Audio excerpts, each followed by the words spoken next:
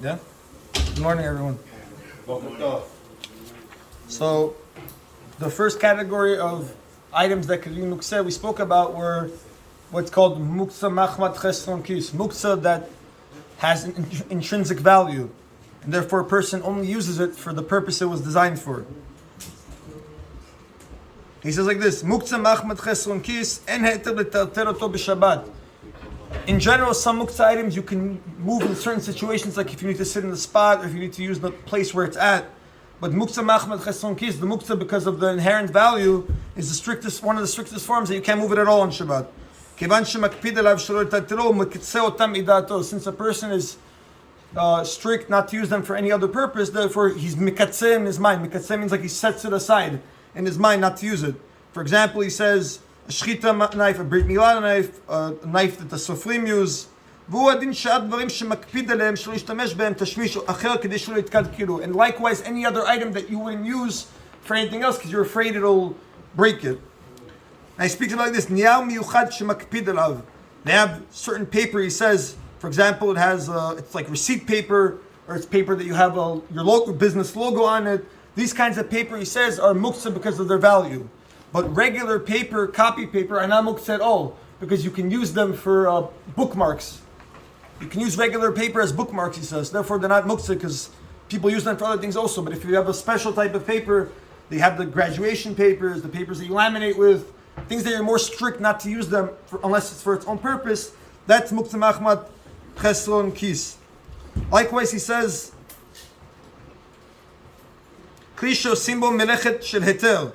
Let's say you have a vessel that you use it for permissible things. For example, a vase.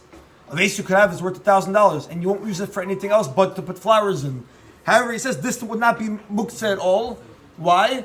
In order to become Muktze because of its value, you need two things. You need, first of all, it should be expensive that you only use it for its purpose, and it also has to be something that's a sul to use on Shabbat. That its usual purpose is an isul, like a phone. But if you just have an item that's just expensive, but you can use it on Shabbat, that wouldn't be a problem. That would not make it Muktze Machmat Chesron Kis. He says a crystal cup, or you have something very expensive, things like that, that would be mutar to move.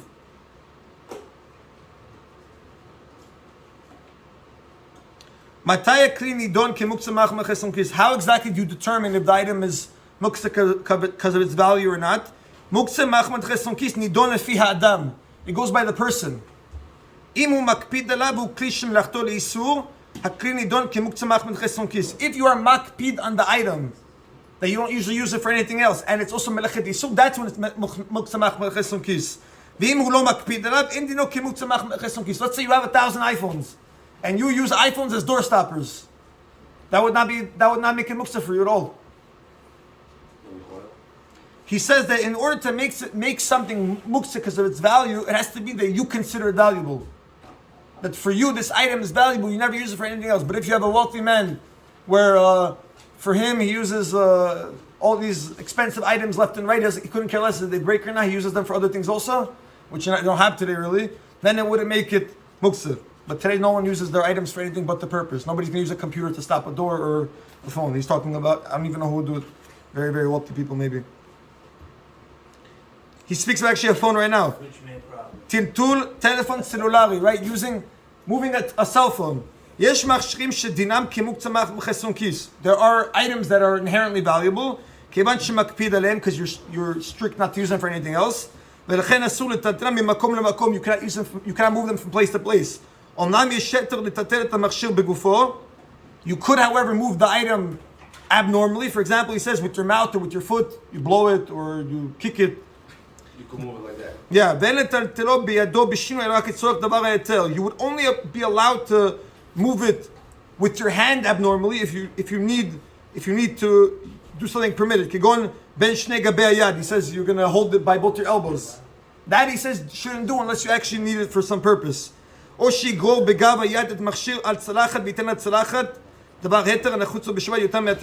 do is you're going to push it with the back of your hand onto a plate. But before that, you're going to put something that you need, heter, that you need more on the plate. Something mutar. That way, like a sidur, because then you'd be allowed to move the plate with the item on it. Because whenever you have a basis, you have a plate, right? But you put something mutar on it and something asur on it, you can move the plate now. because of the mutar item. So you would put a sidur on it, he says. Because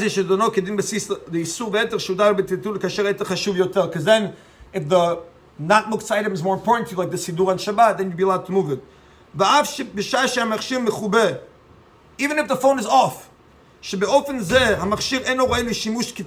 now you can't use it as a phone at all, doesn't change the halacha. And you still can't move it, even when it's off and it can't be used. Let's say a person doesn't care about this phone. You have the old iPhone 3, iPhone 4, or it's cracked screen and you give it to your child. That would only make it that would bring it down the category, like the category of a hammer.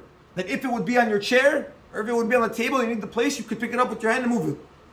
That would bring it a level down. Because right now, a regular phone, even if it's on the chair, you can't move it off the chair even if you want to sit there. It's a higher level. But if we bring it down to kli shemenachto le'isur, like a hammer, something that's usually used for isur, and you need a chair, you could take it off the chair with your hand. You can even move it without a shinui. Like we said, if you need the place or you need the actual item for something. That would be okay. That would be okay if you're not considering this phone valuable. It's a flip phone or it's whatever, and it's sitting on the chair. You could pick it up to move it. If it's off and it's one of these dumb phones and you're not makpinim, you could pick it up if you need the place.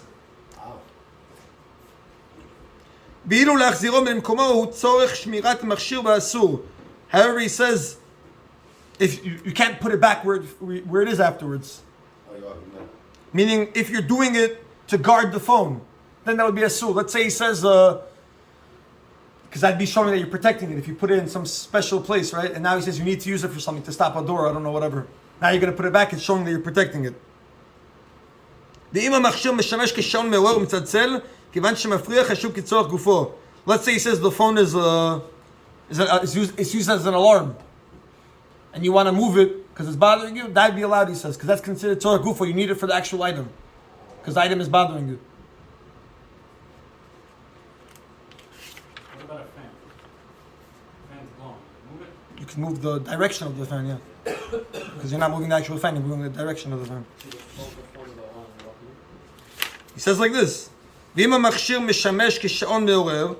the phone is being used as an alarm, and it's ringing, since it's bothering, it's considered you need the item, meaning it's bothering you, so you want to move it out of the way. Tzorach gufo means like this: you have a hammer. A hammer is muktze on Shabbat, but tzorach gufo means I need to use the hammer for something mutar, to break open a walnut, or to hold the door open. Since I want to use it for something mutar, I'm allowed to use it. He says here that the phone that's ringing is considered tzorach gufo, moving it for something mutar. So it goes down a level. Sounds like it. No, it doesn't say, it just says like that. Baruch Adonai le'olam, amen v'amen. Rabbi Chananya ben Geshem Etzek, Yeshbuch Odesek Odesek, Lefilach, Abraham Toshunah, Rabbi